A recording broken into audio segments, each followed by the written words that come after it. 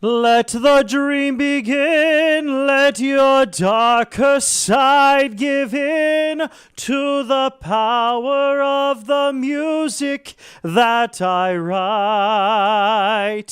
The power of the music of the night. Welcome to the Voice of Reason. A joy to be with you on this Thursday, August 14th. Thank you for tuning in, as it is an interesting time in America and everything that we know it, with gerrymandering and different topics facing our federal capital, to everything happening in your neck of the woods. And it reminded me of a speech I gave to a cemeteries authority back during my Chicagoland days that actually honored sons of veteran officers. So there are some great organizations out there that always remember those in the key battles and wars, and the people that sacrifice so much for the great freedom in this nation, nearly 250 years young. So I'd like to read about Francis Scott Key, an attorney and amateur poet who penned what is now known as the Star-Spangled Banner, our national anthem. And the defense of Fort McHenry was the poem regarded as a national treasure, written on September 13th of 1814, after Key had witnessed hundreds of British naval ships literally bombarding off the fort, which was in Baltimore Harbor during the Battle of Fort McHenry in the War of 1812. Our young nation was very unsure of its future at the time, as the British Empire came back to reclaim one which was once theirs, but our young, strong nation, its great leaders, refused to see it succumb to British tyranny. Now, the 35-year-old Francis Scott Key was inspired by a specific 15-star, 15-stripe banner known as the Garrison flag, a massive 30 by 42-foot flag that was raised after the battle on the morning of September 14th, after American forces had been victorious in their defense in Fort McHenry. Now, this famous flag, our Star-Spangled Banner, is currently on display at the Smithsonian's National Museum of American History. And it's worth noting that Mr. Key wrote this poem while a British captive aboard the HMS Surprise and then on the HMS Minden. His mission was to negotiate for the prisoner release with the British officials instead of being a captive himself. So someone willing to put it all on the line for this young nation. As a result, he witnessed the terror of the war as the British fleet bombarded Fort McHenry from that Baltimore Harbor. And that was full of women and children that were there at the fort. It was total war coming from the Kingdom of Great Britain. Now, you see, the fort was predominantly not a military fort, but the British had no regard for that fact. The American prisoners prayed unceasingly during the attack that took direct aim at the Garrison flag. And our national anthem is set to the tune of John Stafford Smith's "To Anacreon in Heaven." This was a popular British tune at the time that was commissioned for that society, a men's fraternal organization in London. And although the song was immensely popular during the Civil War and later dates, our national anthem was not officially recognized as such until the long overdue passage of a congressional resolution on March 3rd of 1931, and the bill signing by President Herbert Hoover, officially making this Star-Spangled Banner our national anthem. Now, it's important to point out that Mr. Key was warned of the imminent attack, but the Americans were resilient in this battle. They were not willing to surrender their beautiful flag to the British. The prisoners asked Key, "Is it still flying over the ramparts?" as they shouted out, as many of them potentially faced imminent death because of the British. And the British admiral was, needless to say, dumbfounded, wondering if the Americans were mad and mad in the British sense, as if they lost their minds in the process. Now, Francis Scott Key responded with a quote from General George Washington. The thing that sets the American Christian apart from all other people in the entire world is he is willing to die on his feet before he lives on his knees. So let us remember as Americans to never forget that we are the land of the free because of the brave. And let us remember that this land is a holy land blessed by God's divine protection and intervention.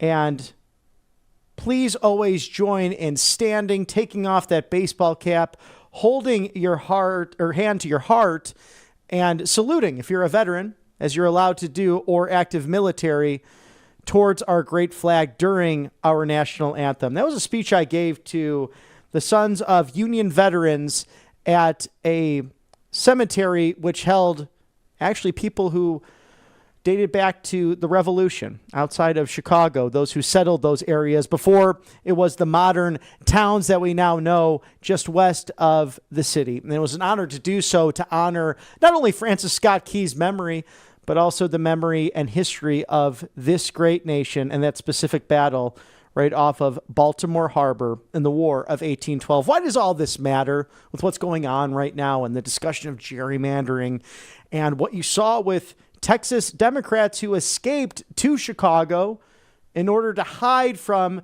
their constituent duties and being beholden to their employers, you, the American voter, you, the resident, you, the citizen who puts these people into office who are supposed to serve, but instead teaming up with a governor in the prairie state who simply wants to be president of the United States, who's the wealthiest politician in America. And that's all fine and dandy, but that was all inherited from the Hyatt fortune at the hotel business.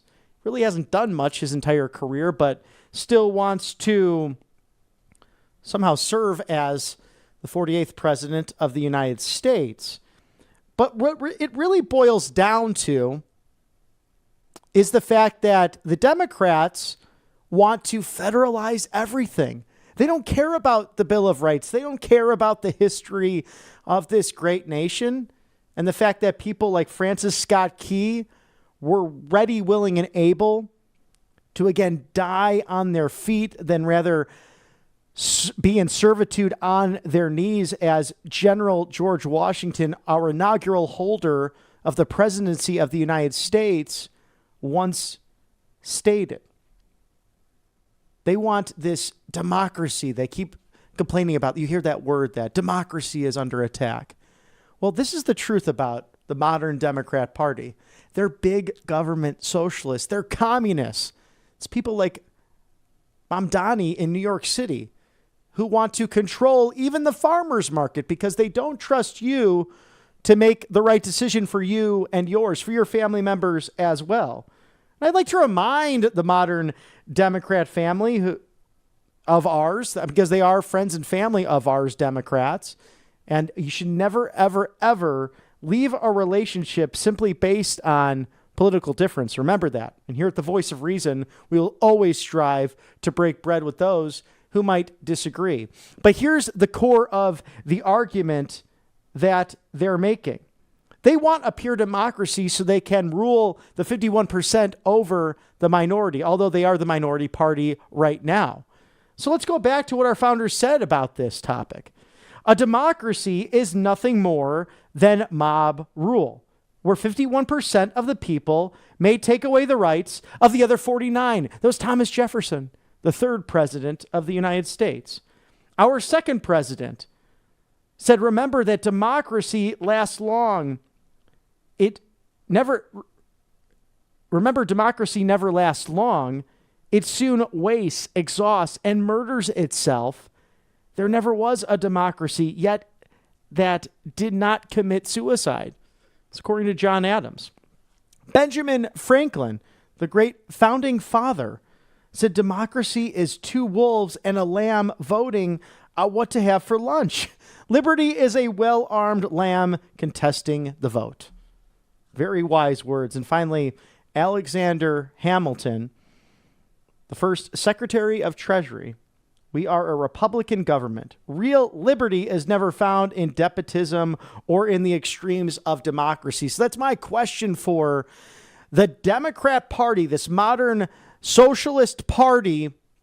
Why do they want to federalize everything? Because it seems as if the Electoral College is actually working out for them, that our system of Republican government, not the party, but law and order, and this form of government that was instituted nearly 250 years ago would be benefiting them. Because look at the way they've drawn maps. The last census includes all persons. It does not address birthright citizenship in the 14th Amendment, something the Trump administration would like declared by the courts. Now, the courts have opened the way so that legislatively and executively they can come together, Articles 1 and 2 of the Constitution, to address this. Article 3, simply the judiciary has ruled that the executive can now move forward with their argument, and the legislative can actually get to work and decide how to address birthright citizenship, because it's clear that it was meant for the children of those who were enslaved who came into America initially, especially post the Civil War when that was implemented.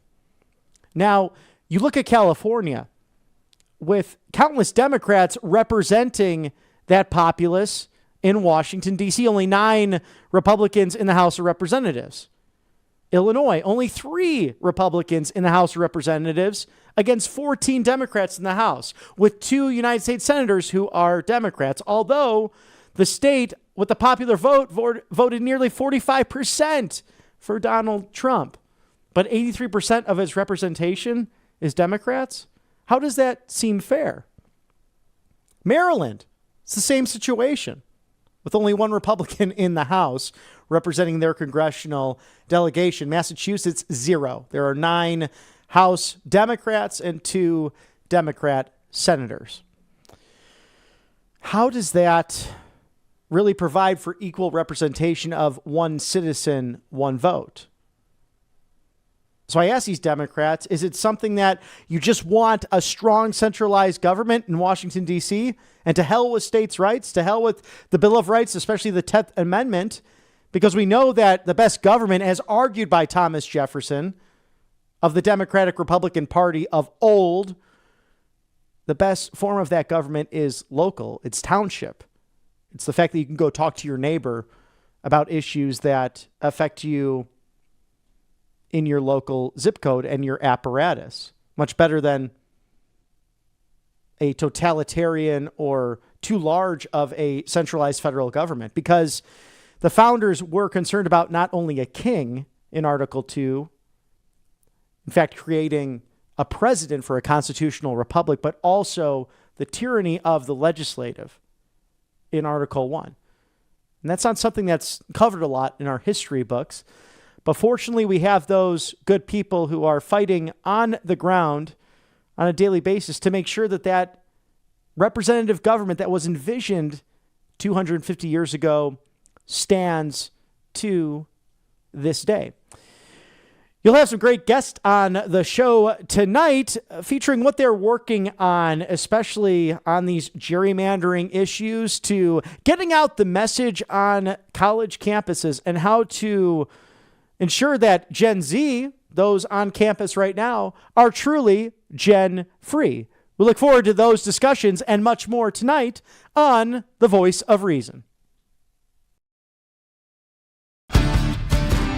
Welcome to The Voice of Reason. Driena Sixto, Turning Point Action spokesperson. Congratulations on this new role. Very well deserved. Let's dive into these amazing issues over the course of the dog days of August this summer. Gerrymandering is now a household term between Illinois and Texas, and the latest news on that, Judge Scott Larson in the rather conservative 8th District of Western Illinois has now ruled that Attorney General Ken Paxton of Texas, also a United States Senate candidate, his lawsuit to literally arrest these 50 or so lawmakers who are in exile in California, Illinois, New York, that will not hold up in an Illinois court, according to his ruling.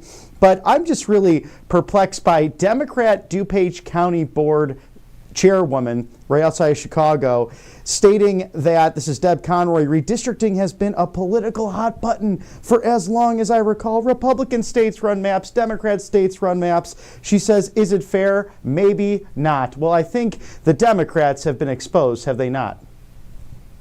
Absolutely, absolutely. Their hypocrisy has been exposed, because when they do it, it's called trying to be equitable, right? And trying to make sure that more people are represented. And they say that they cut the lines and create the maps that they do to make sure that there's equal representation among minorities. But what we know is that that is absolutely not the case. They do it for political reasons and for political gain. When Republicans try to do the same thing, then that means that it's voter disenfranchisement. So the hypocrisy is in absolute full display, and I'm glad that the Democrats are creating this show that has drawn this national attention to them. And I think that this is going to create permanent change. I know the Supreme Court was in talks of setting in a ruling and seeing a case that would completely eliminate, hopefully, gerrymandering based specifically on race, because that's how it should be, right? This country is not based on treating people differently because of their background, because of their skin color. So that would obviously greatly benefit Republicans. And the Democrats are going to lose their absolute minds if that is the case. But that's the primary thing behind all this. I'm glad that more people in this country are tuning into this issue. And it's due to the fact that Democrats formed this insane political show in Texas by fleeing the state just to not vote on these party maps that Republicans have suggested. And so I hope that this gets more talks on the issues and that it translates to real change, permanent change down the line, and ends this racial gerrymandering that has benefited Democrats for so long permanently. That's such a good point, going back to the Dixiecrat South and how those lines have been drawn. But this Ms. Conroy, the chairwoman in DuPage County, Illinois, also stating that it should not be done with the census until every 10 years. But here's the problem. In 2020, we know those maps included illegal aliens, and we know that as a result of a lot of that, the traditionally Hispanic Democrat districts along the Mexican border in Texas actually flipping big time for President Donald Trump. And for many of those residents, voting for the first time for a Republican for president in their entire lifetime. But she goes on to say that until all 50 states agree, it will never happen. So this is what I'm seeing through their language. And tell me if I'm wrong here. I believe they want to federalize every single issue. They don't believe in the 10th Amendment. They don't believe in states' rights, because if you take California, Illinois, Maryland, Massachusetts, among others, they've had people coming out for President Trump 44, 45, 46%, yet they have 80, 90% or more in Massachusetts alone. There's not one single Republican in Congress. And I just find it to be incredibly just the height of hypocrisy. And that is absolutely something that I wanted to note, that in Massachusetts specifically, I believe all of their congressional district seats were Democrat, but they only received realistically 65% of the statewide vote. So it just goes to show that in reality, what the people want, right? If they really believe in democracy and all of this, and one vote actually having an equal weight to anybody else's, that it's all a lie. That it's all a lie, because when they apply it, they know that it completely skews those numbers. And so this is something that we as Republicans just have to be bold about and fight them on it, and just be clear on the fact that this has to end. First of all, we do need to wait until we do that new census that Donald Trump has been, he basically mandated that it be done as soon as possible, so that we can have an actual count on how many voting eligible people there are in this country, and that we do not reward states for allowing illegal immigration into this country. It's actually wild that that has been the case for so long. I did a very extended piece on that not too long ago, trying to explain the same topic to the Hispanic American population, to try to get them to understand how our country has operated for so long, where these states, these Democrat states, are allowed additional congressional seats because of the fact that they just allow invasions into this country. So we have been incentivizing this terrible behavior for a very long time. And a lot of my audience, which is kind of relatively new to how things work in politics in the US, were mind blown, just like anybody else would be, you know. This is something mind-blowing that we have allowed for absolutely too long, just like birthright citizenship, in my opinion, which is a misinterpretation of the US Constitution, and the same way that I think we have completely misinterpreted and bastardized the form in which we assign electoral seats in this country. And so that has to happen first. Absolutely. We have to make sure that we have a new census and that we apportion the congressional seats accordingly to whoever is eligible to vote. And then we need to focus on making sure that there are no laws that specifically allow for racial gerrymandering, because this is one country, united under all. We are created equal, right? And so the color of our skin, our background should absolutely not determine how lines are drawn in this country. That is absolutely incredibly racist. And if Democrats support it, we should call them out for what they are, racists. And that's a great point, because Texas, Florida, your, in fact, home state of the free sunshine state of Florida, really leading on this reform issue. And people not only vote in the ballot box, but they vote with their feet. And so many people moving to the southeast United States, seemingly as a result of these sound Republican policies. But it's not just the ballot box, Driena, it's also public safety. And we've seen President Trump using the home rule, because when you have illegal immigration, as we saw under the auto pen and the fentanyl crisis, something that's seemingly coming to a halt with the great leadership from this administration, state and local partners in law enforcement. How does that all develop for those, especially those first generation Americans who are opening their businesses for the first time, who want to live that American dream? You know, something for me that was really quite special to see that photo of Vice President Vance, the new Pontiff Pope Leo XIV, and Secretary of State Marco Rubio together. And then, of course, with Mr. Vance and Mr. Rubio's lovely spouses, their wives, in Rome, Vatican City, to meet, because the three of them all together, what an American story. Because I'm sure when they were growing up, no one necessarily anticipated that they would end up where they've ended up, and it's always been by God's blessings. Absolutely. And a lot of the people that come to this country, I mean, my parents were immigrants. I was born here, so I'm first generation. A lot of the people that have that background, that history, our parents came here for a better life. My parents specifically were political refugees because they were against the Castro dictatorship in Cuba, the communist regime.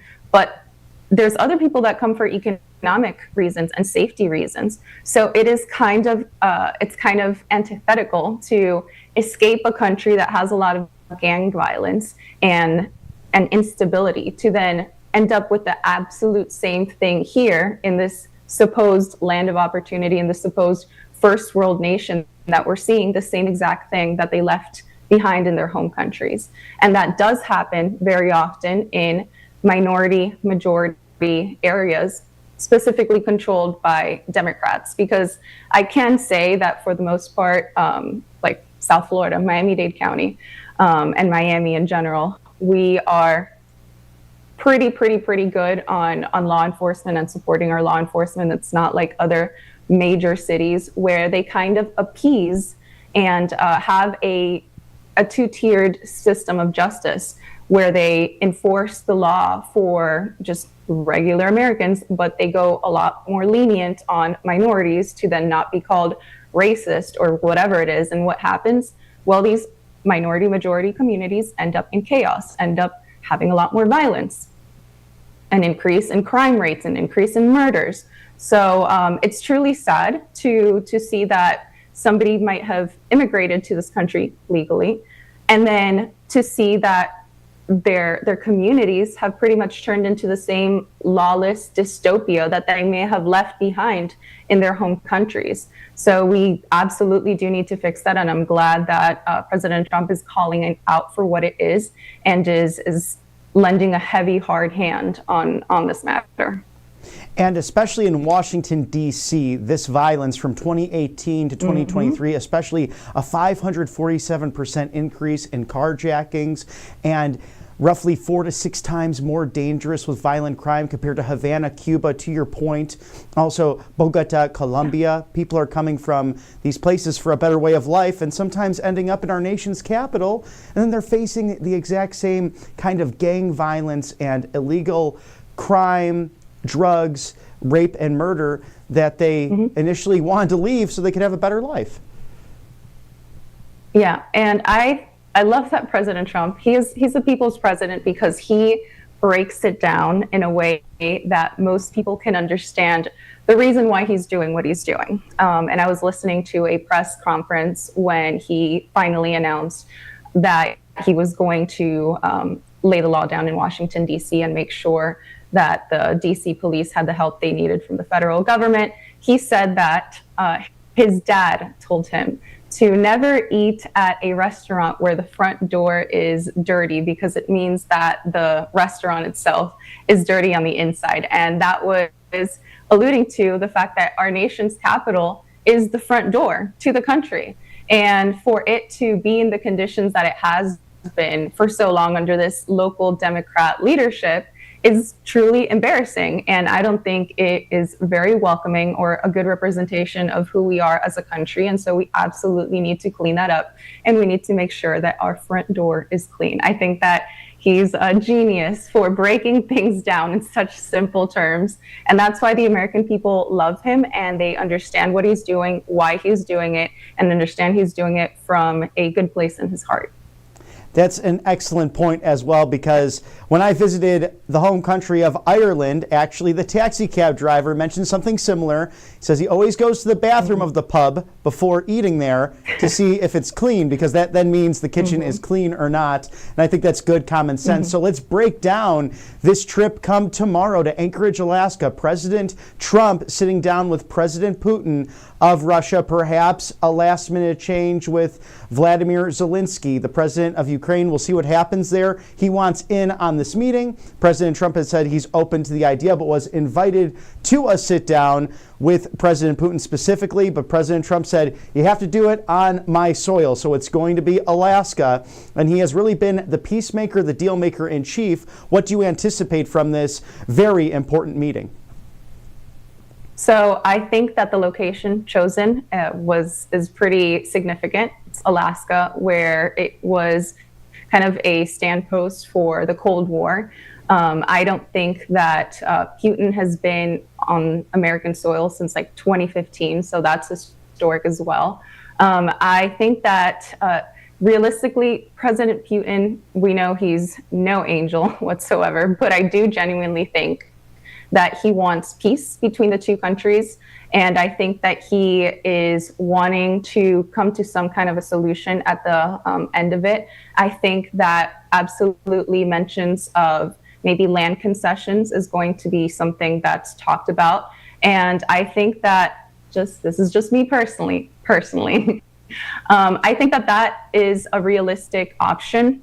I know if Zelensky were there, I feel like the dynamic between President Trump and Putin is a lot more calm and relaxed, respectful, diplomatic than if it were with Zelensky in there. I mean, we already saw what happened the last time that he was in the Oval Office with Vice President J.D. Vance and the president, where they basically got into a very embarrassing spat, which I thought was extremely disrespectful on Zelensky's part. And given the fact that he is in no position to be making such demands. I mean, he decided to take on a full war with Russia. Obviously, anybody who is not a geopolitical expert or anything like that can, from the very beginning, we all saw that and we're like, what's going to happen there? Is Ukraine going to, I don't know, take over Russia? Is that what the final goal is for them? Is that even attainable? Of course not. So I think that Zelensky is the one that has to come to terms with some kind of concessions to make the peace. I think that's what everybody wants in this scenario. I know for sure that's what President Putin and President Trump want, is peace to end the unnecessary loss of lives, loss of resources. And so both countries can get on with it and just move past the stage. Unfortunately, I have seen that in the past, Zelensky is a little bit less willing to negotiate and a little bit less aware of the reality of the position in which he's in. He is in a place where he has had to be begging international countries for aid. And so if that is the case, you are not in a position to try to keep going at this perpetual war. So I hope that between President Trump and Putin, they come to some kind of agreement, and then they can sit down with Zelensky and talk about what they discussed and see if it's agreeable to him as well. I think tariffs is also going to be mentioned by President Trump, because he does play hardball when it comes to Russia and to Putin. He's not a pushover either. He's obviously wants peace, but he's not going to just let Putin lay down the terms. And his sword that he likes to wield, as we know very well, are tariffs. And even though the left has criticized him a lot for that, we have seen that it has actually worked in our favor. So we'll see what happens. And as a result of Putin and Zelensky, over 1 million Ukrainians and Russians dead as a result of this. So President Trump, as he's stated from the beginning, wants the killings to end. And he's proven, I think, very worthy of that Nobel Peace Prize. Now, I have to tell the audience, Driena, you and I go back some years now with our mission work in the field at Turning Point USA. And I am just thrilled that the ultimate happy warrior, as I deem it, you now are spokesperson for Turning Point Action. So tell us about the new role and tell us what Turning Point Action is ready to do to engage the midterms, a crucial time because you don't have President Trump at the top of the ballot, but those policies will be on there in 2026. Absolutely. And yes, you're right. We met back in the day at Turning Point USA, which is our sister organization. They're 501c3. Right now, I work at the 501c4, Turning Point Action. So it's been pretty much like a decade within the Turning Point family. Turning Point Action's mission is to make sure right now no ballot gets left behind. So the strategy is big picture, absolutely. We have the numbers, right? The idea is that lines have been drawn in the sand in this country on where people stand ideologically. You either love America, love freedom, believe that there are two genders, or you don't. You hate America, you believe in multiple genders, you are disassociated from reality, and you vote your values. So I don't think we're at the point anymore where we're trying to convince people to flip to our side. We're just trying to make sure that our side shows up, right? And so we absolutely have put in place resources to make sure that when an election cycle comes around, that no Republican ballot is left behind. And so there are going to be chase the vote operations where we have people on the field making sure that Republicans are contacted, and if they have an absentee ballot at home, that it actually gets turned in, because those numbers add up. Another revolutionary thing that Turning Point Action has put at the hands of everyday Americans is the Turning Point Action application. Nothing like it exists, nothing like it has ever existed. Any Republican that downloads this application, opens it up, it's based on geolocation. You can find and see who your closest Republican neighbors are, right? So imagine opening this up at home and it telling you, hey, these are my neighbors and here's their contact information, so that I, right before a midterm election, can contact all of these people and tell them, hey, there's a midterm election coming up, and I can see that you have an absentee ballot at home. You want me to drive you to your polling location so you can turn it in? Do you want me to walk you to your ballot box to make sure that you turn it in? So this is completely, it's not transactional organizing, it is relational organizing. And the more people that we get to participate, the better. So we've changed the tune from getting maybe 50 people to knock on 500, 1,000 doors to getting 1,000 people to knock on 15 doors and people that they actually know.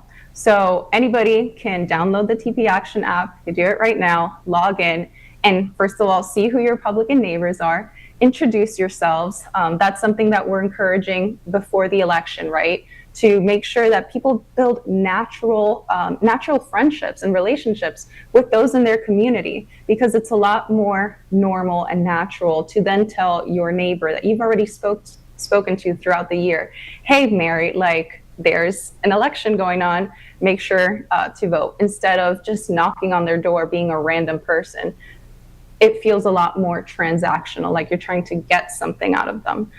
We want to encourage Republicans to actually build community. That's something that the left has done very well for many years. They've called themselves community organizers, and it sounds like a dirty term, but it's really not. And Republicans have not jumped on that bandwagon like they should have. We're finally doing it, and we absolutely need the public's help to do it. So we absolutely are going to have staff on the ground to make sure that in key areas, key races are won by chasing ballots, by making sure that those votes aren't left behind. But nationally, anybody can download the app. Let's say there's special elections, right? Like there's one coming up here in Miami very soon. Republicans that are here that I've talked to, they can contribute to that election by making sure that their community is aware of it and to remind them to go vote. So that's the overarching strategy. Turning Point Action does a lot. I think that that's the most important thing at the moment right now, and that's what I'm going to be really talking about the most is the application. If we all downloaded it and just made ourselves responsible for our 15 closest Republican neighbors, it's a numbers game. The difference would be massive. We would just not lose any elections ever, period, right? But it starts by making people aware that this is the case. So if you go to tpaction.com/app, you go on the website and you'll be able to download the application, Android or iPhone. It is free. You put in your phone number, and that's how we make sure that you are actually a conservative. So put in your phone number, and that's it. You log in, open up the app, and you'll see from where you're standing who your Republican neighbors are, and we can get to work, either door knocking, making phone calls, sending texts. Everybody can do something, right? So let's say you're not able to walk to your neighbor's house. Okay, there's a feature where you can just shoot them a text, or you can just shoot them a phone call, right? So everybody can put in their grain of sand, and that's what we are encouraging people to do, and that's what we've been investing in for such a long period of time. And easier to use and much more useful than any dating app out there. So if people can do that, they can definitely do this and make a difference in their precinct, their communities, their states, and their country. It's persistent innovation and superb analysis. Driena Sixto, the Turning Point Action spokesperson. Congratulations on the new role, and please join us again soon on The Voice of Reason. Absolutely, will do.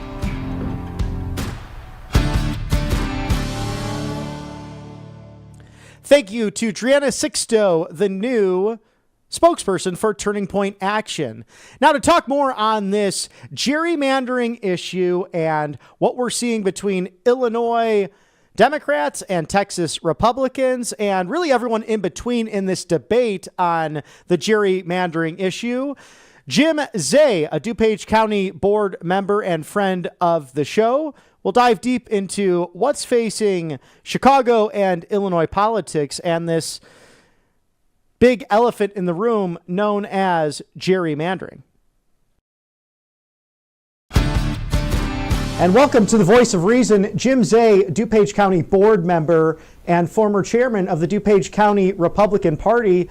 Interesting week last week to begin August with the Texas Democrats running away to DuPage County just west of Chicago, seemingly on the dime of Governor J.B. Pritzker to criticize gerrymandering. Now, we know Republicans, Democrats, both sides do this, but each state has a different process. It's interesting, though, because it seems that Democrats almost shot themselves proverbially in the foot, given the fact that these maps are just kind of wild in Illinois. Well, yeah, you talk about the hypocrisy of looking at the maps in Illinois and talk about good government and non-gerrymandering, and Illinois has to lead the country in gerrymandered maps. I mean, everybody's seen the pictures. It is unbelievable. In my area, we used to have 3 congressional districts. Now we have 7. We have districts that go all the way from Lake Michigan that stretch all the way across into DuPage County. They've divided it up. They make no sense. I mean, they're not contiguous. They're all over the place. And so for the governor to say that, this is all about good government is just hypocritical on his part. Well, and that's what struck me with the Texas situation, because you have in the Texas Constitution the fact that the state legislature can address this really seemingly at any time. So you want to argue for your party being in power, and the Democrats in Austin upset that it looks like a district might be chopped up there. But again, to your point, the Democrats did this with the 6th congressional district, which was historically Republican, just west of Chicago. So you have representation really going from Wrigley Field all the way down through almost the southwest side of the suburbs of Chicago. Right, like Delia Ramirez's district goes all the way from the city, wraps through Addison, which is in DuPage County, through Hanover Park, down through West Chicago, just to get a Hispanic district. So, I mean, it's not contiguous. It's all over the place. And, honestly, when you talk about just not congressional districts, I mean, Illinois, you talk about the last one, they just redrew the Supreme Court for Illinois. Hadn't been redrawn since 1964. They lost a race in 2020 to make it 4-3. And so what did they do? They went and redrew the map right away and got back to a 5-2 majority. I mean, you look at the House in Illinois, there's 118 seats, 78 are Democrat, 40 are Republican. I mean, and in the Senate, there's 59 seats, there's 40 that are Democrat, 19 that are Republican. Even though we voted 45% for President Trump in the last thing, we have about a little over 20% of the representation in Illinois. So it seems unfair to me on 2 levels here. And I think what really is interesting about what the Democrats ultimately want, it's getting rid of the 10th Amendment and states' rights in this process, because to your point, you have a significant amount of people actually voting for the president in the last election, but over 83% of the representation in Congress is Democrat. And we see this in Maryland, we see this in Massachusetts, California, New York, to a certain extent. So it's almost as if they've kind of showed their cards here. Yeah, and I think from what we saw, now the governor, we know, JB is thinking about running for president. He's running for 2 offices now. He's going to run for governor again, and he's running for president. That's why this is a political stunt for him to get more PR down here. And I do love Governor Abbott, but I do have to ask, please stop sending us people from Texas that don't work, because, now we got 50 legislators here that don't work either. I mean, it's kind of crazy at this point. But, I mean, everybody's done it, and now, since now Texas is looking at doing it, now they're crying foul, but they've done it, like I said, California, New York, Maryland, they've done it all over. And it just doesn't make sense. And again, for our governor to be out there trying to lead the charge and look at what our maps are, we've seen every group has given Illinois an F for redistricting. I would hope that they would look at Illinois and maybe this would spur them, if they want to do it, then we could actually do something and maybe get this to the Supreme Court and get them drawn the right way and the way they should be drawn in Illinois. And do you anticipate it going as high as the highest court in the land? Because you have a situation where it's also disservicing citizens, because for the last census, you're including illegal aliens in that count, because it's actually counting persons within each congressional district. So in turn, Texas and Florida seem to be correcting those maps to really represent the population that can vote, 1 vote per 1 citizen. It seems fair to re-examine this at least before the 2030 census. And definitely, we know there was problems with the census last time. We had COVID going on. We had, people were being undercounted. People being overcounted. So yeah, I think it needs to be looked at, and I think that's the only fair thing to do. Now you have a situation as well in roughly 27 years where you've had roughly 5 million or so in population leave the state of Illinois. How can you, from a municipal county board position, help reverse that and bring back residents to a great state? Because when you look geographically, I mean, Chicago and the state of Illinois itself, really a prime location in the heart of the country and a leader in so many arenas for countless decades. Yeah, I think the biggest problem we see is that since we've had Democratic control, we've had people leaving where we used to have maybe a Republican governor and a Democratic controlled, House and Senate. Now we have both parties. And as we see, the Democrats here in Illinois are balancing the budget by huge tax increases. They just did it again this year. I mean, they're raising taxes, billions of dollars on people, which is then driving people out here because they can't afford it anymore. And businesses don't want to open here. So that's why you see a mass exodus of people going out here. And it's just not, they can say, well, it's for weather or whatever, but every state around us is doing well, except for Illinois. Indiana, Wisconsin, Iowa, Missouri, all doing well, except for Illinois. Illinois lags far behind, and that's the policies of tax and spend here in the state of Illinois. And most states seemingly around the area are in the green, or at least balancing their budgets. So it seems as if New York, Illinois, California, more like the federal government, or at least how the federal government once acted with major deficits. Do you see anything come 2026 messaging wise? Because you're not going to have President Trump at the top of the ballot, but those positions are going to be on the ballot. How can turnout relate to those years where he's been on there and you've had higher numbers come out specifically in Illinois as a result? Right, that's a challenge, and that's something we have seen over the last several elections. I mean, besides having our governor running for 2 offices, he's also the richest politician in the United States who has self-funded not only his races, but the Illinois Democratic Party and all local races. So, I mean, there is somebody who is dropping $500 million. It doesn't really matter to him. He's been funding these races. And he's going to continue to fund them because obviously he can't lose this next election. If he's going to run for president, he needs to be the governor of Illinois. So I assume he's going to, again, continue to transfer large amounts of money to the Illinois Democratic Party. And unfortunately, the Illinois Republicans are lagging far behind in fundraising. But it's a grassroots effort. We have to get people out. Vote by mail is a big problem in Illinois for Republicans. I know our new party chair is working on that. We need to get people out because, sometimes our last local township elections, the election was over before we even, the votes were counted because we were getting, they were getting 70% of the vote by mail votes and we were getting about 30%. And it really is a good way to go about it because it's peace of mind at the end of the day, just to get your vote in there and get that done. And it's quite an easy process now, as you have in most states, over an entire month of voting, let alone a variety of abilities and ways to do that. Jim Zay, what do you think about the business argument for the Republicans going into 2026? Is there a difference between that and social issues, or what do you see as really the crown gem of coming to the American people and saying, re-elect us at the federal level and your state and local offices under this now big tent agenda that seems to be working for most people? Well, I think that's the thing, and we don't see it in Illinois because we're the opposite. We're taxing and spending. We're not getting it out there. We're not giving businesses credits for research and development, for expansion. We're not doing that. We're just continuing to tax. We continue to have a horrible workman's compensation system here in Illinois, and that's where you see people leaving and businesses leaving because we're lagging behind. So we have to get that out there, and hopefully what the president is doing and Congress is doing starts to trickle down. But again, it's hard to get it out there and talk to people and say, hey, we need to go in a different direction because we're not getting a lot of obviously local press here.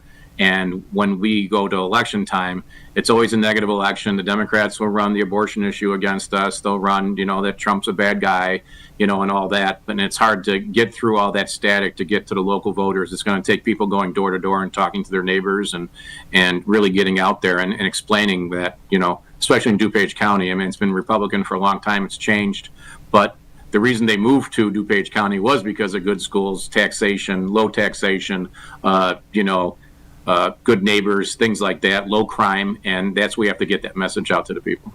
And that's what seems to be hard, just given, as you mentioned, this richest politician in America, all inherited wealth from the Hyatt fortune, J.B. Pritzker, who really self-funds all of this, and then goes on the Colbert Show and says that kindergartners drew those lines, although he signed it into law back in 2021. So that's really interesting. In the third largest media market in America, somewhat difficult. But until those lines are changed, is it really the phone calls? Is it the door knocking? Is it brave individuals getting out there and saying there's a different path? There is a way to get out of these super minorities, and we could do it with more clarity and actually working hard for the middle class so Illinois doesn't bleed as heavily as it has in the past?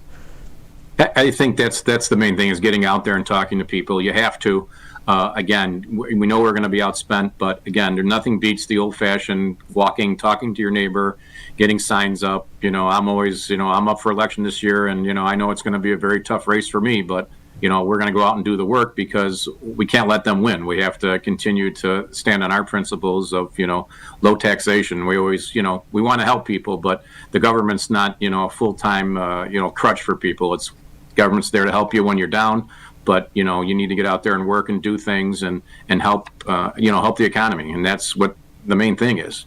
And, I just hope that people, get through the static of the national stuff and start listening to what's going on. And again, with JB, I think he made himself look bad when he went out there and talked about it. He campaigned on, fair maps, and then, went back on his word and signed this into law. So, again, we got to get out there and work hard. That is so true. All politics is truly local. Jim, where can we find your campaign and everything that's happening on the DuPage County Board? I'm an old guy. I still do social media and trying to get into that. So we've got a website too, Jim Zafer, County Board 6, and they can come out and see us. And we just have our petitions just went out on the 5th of August. So we're going to be out there and working hard. And again, trying to get people out to vote. And again, there are two sides of the story out there always. Yes, and that's a big feature for the fall of 2025, although you have New Jersey, Virginia, some big campaigns going on, even some city council and school board races. In Illinois, you have to get those signatures all together and then submit that with the local county to get on the ballot. So not every state has those signature process, but Illinois being one of them. Thank you for joining us, Jim Zay of the DuPage County Board, just west of Chicago. Please join us again on The Voice of Reason.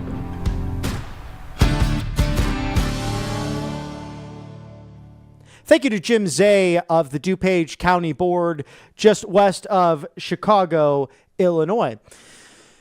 It's interesting to dive into cultural topics, and here on The Voice of Reason, it's a punchline of politics and a dash of that Western charm, among other interesting topics. And I was going through social media just the other day, and the social media account Real Vibes had me thinking about a number of different things, especially in relation to men and women, the modern dating culture, all that other stuff that you find out there. And some people see it as a battlefield. Can't say it's the easiest thing to do, but it's still worth trying to find your vocation in life. But I like to read off what their commentary was, because I think it's something that's good to highlight for a number of different people here.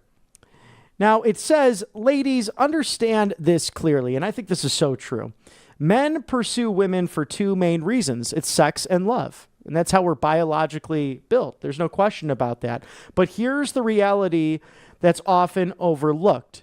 Most men do not marry for sex, and they do not marry solely for love. Men marry for stability. It's kind of this quiet secret that's not really discussed on many of the different shows, including the most recently canceled View on ABC. Now, let me break this down. A man can love you with all of his heart and still not marry you. He can enjoy your company, share intimate moments, and even spend years with you without ever making you his wife. But the moment he encounters someone who brings that stability into his life, it's true, undeniable stability, he will marry that person. I've seen this before on countless occasions. And when I say stability, I'm talking about peace of mind. I've heard many men confess, I love her, but I don't think I could spend the rest of my life with her. Sadly, I've experienced this to a certain extent myself. And why is that? It's because love alone is not enough. Sex is not enough. Men are visionaries when it comes to marriage. They don't fantasize about the wedding dress and the flower arrangements or even the big cathedral or simply going down the street to the courthouse as much as their significant others do. And that's okay. It's the way we're wired. Men are generally logical. Women are more emotional. That's how God created us to be. That's something to be celebrated. Now, men will ask themselves these essential questions. Can the woman build a home with me? Can she nurture me? Can she provide for our future children? Can she give me the peace of mind I crave when I'm coming home from a busy day of work trying to provide for this big family of ours? Those are the questions we ask as men. Men run from discomfort. Generally speaking, whether things are good, bad, indifferent, men are built to run from discomfort, but towards comfort and pursuit. They avoid the chaos. This is exactly why a man can stay with a woman for years without commitment and then meet another woman and marry her within a month. It's not about how long you've known someone. It's about the comfort and calm that the woman brings into the man's life. Sex is pleasure. Love is affection. But with respect, respect is stability. And stability is ultimately what leads the man to say, this is the woman I want to build my life with. This is my wife. So ladies, just aim to be loved, but aim to be the woman of peace. Aim to be the calm in your groom's life, because it's that will help them to provide not just a house, but a home.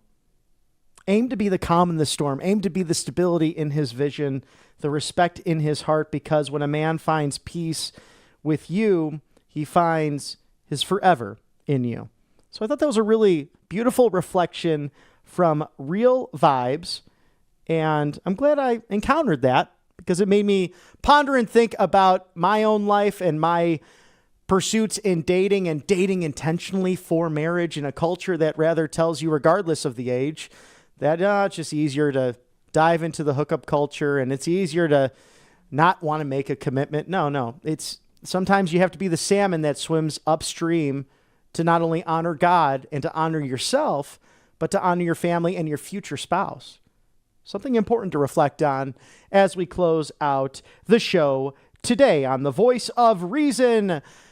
The winners of the week have to be the 2025 Kennedy Center honorees just announced yesterday by President Donald Trump, who will be hosting the Kennedy Center this year in the 48th annual version of this amazing celebration. As he noted, it doesn't matter if it's Republican, Democrat, any other political persuasion. These people have made an amazing impact on their communities, especially these amazing people who I followed in my career, and I am a huge fan of all of them. I'm so glad they were announced and unveiled just yesterday. George Strait, the king, a man from Texas and a man with a boots and cowboy hat who have put smiles on countless faces and one of the most successful recording artists in all of American history. The great Michael Crawford. That's why we opened the show with Andrew Lloyd Webber, the role of Phantom in Phantom of the Opera, was really the inaugural person who created the character thanks to the brilliant composition of Sir Andrew Lloyd Webber. Sylvester Stallone, Rocky, Rambo. It's amazing if you're remembered for one big role. This gentleman, two or even more, a platinum career in Hollywood, and someone who deeply loves this country. And Gloria Gaynor, who really made disco her own different edge and a new version of it, putting, again, countless smiles on music lovers' faces and the entertainers themselves, who I'm sure will give a great performance. Kiss and Gene Simmons and Paul Stanley, who really had the vision to simply wear makeup. People did not know their identity for years and years, bringing almost a circus style of entertainment to hard rock at the time and heavy metal, which it was once considered, to a whole host of different genres. In fact, for a long period of time, actually pushing back against the disco movement, but then actually composing a couple of disco songs themselves. And I have a fun story about Gene Simmons. I met him about a decade ago when he was touring his own autobiography, which is an amazing story of being born in Israel to nearly nothing, coming to New York City, and then living that American dream, as all of these great honorees truly live that American dream and have given back in their communities and to their country, this America that they call home. He actually looked at me, we took a picture together, and he said, "Hey there, good looking." And I could not believe that the Lord of Rock gave such a high compliment. So that was a great moment to meet the great Gene Simmons of KISS. And now for the history of August 14th, 2025. Do you realize it is the day before VJ Day, the victory over Japan, when Japan surrendered in World War II? But this day is significant because Harry Truman, the president of the United States at the time, announced the unconditional surrender of the Japanese Empire on August 14th of 1945. Also, the announcement a couple of years later, the partition of India in 1947, marking the end of British rule in the region, and what really put into place post-World War II the newer maps that we see today, and governments going different directions from what they once had. In many of these places that were once totalitarian or even little freedom in them and were once colonized, now having more freedom than ever before in the last several decades. The Social Security Act of 1935 happened on this day as well. It was signed into law, establishing a government pension system and providing benefits for the unemployed and retirees. So lots happening on August 14th over the course of the last 70 or so years. Always important to remember history, dating back over the course of now nearly a century that changed so much. We thank you for joining us here on The Voice of Reason, the little dash of punchlines and politics with that classic Western flair. If you wish to opine, please feel free to write us at feedback@rsbn.tv. But in the meantime, set your calendars and clocks for 6 o'clock Eastern every Thursday night. The Voice of Reason on Right Side Broadcasting Network. Always a joy to be with you. And we'll see you next week here on The Voice of Reason.